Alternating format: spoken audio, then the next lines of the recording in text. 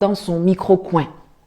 Dans le système anglophone, dès la petite école, on apprend à travailler sur des projets, on crée des clubs et des associations, on pratique le team building, on est pour la fortune commune, le Commonwealth.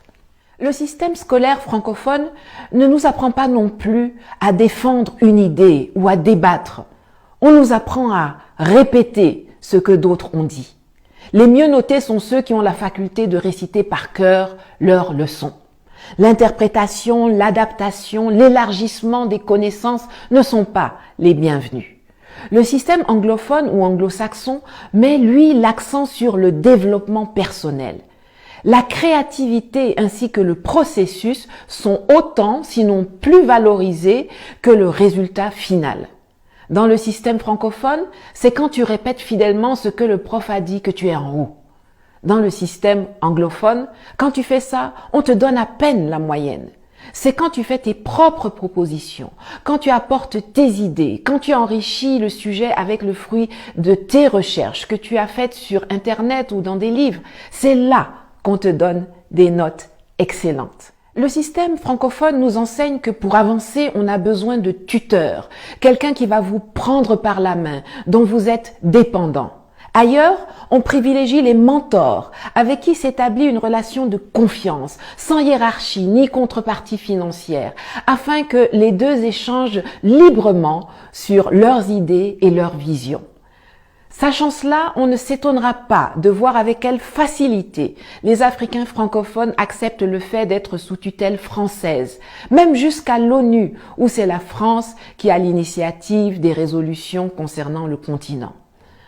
On ne s'étonnera point de voir la France décider que c'est elle qui est la garante d'un processus de transition tordu dans un pays africain. La France décidait d'être la garante de la monnaie de 14 pays africains soi-disant indépendants depuis 1960. La France décidait ce qui est dans nos livres d'école. Le système scolaire francophone ne nous apprend bien évidemment pas à être des leaders. Jamais on ne nous entraîne à présenter un projet, à prendre la parole en public, à maîtriser l'art oratoire. Et si dans ta famille, on ne t'a pas appris à te responsabiliser, ce n'est pas à l'école que tu seras formé à cela. Jusqu'au plus haut niveau de l'administration centrale, les effets de ce travers se font ressentir. Pour que quelqu'un puisse faire son travail, il attend des instructions. C'est comme ça que nos chefs d'État restent figés en attendant les ordres ou l'accord de Paris avant d'agir ou de décréter. C'est dans ça, vous voyez, sur instruction du président de la République ou du Premier ministre, le ou la ministre XYZ a fait ceci. Pourtant, il ou elle a une fiche de poste, une feuille de route, des objectifs et un budget. Mais non, il faut attendre des instructions. Tu es déjà dans une société, dans un secteur donné, mais tous les jours, c'est toi qui attends les instructions.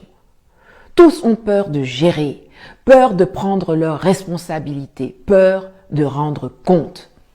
Le système francophone produit des suiveurs, des petits soldats, des gens dociles, des obéissants, des ventriloques.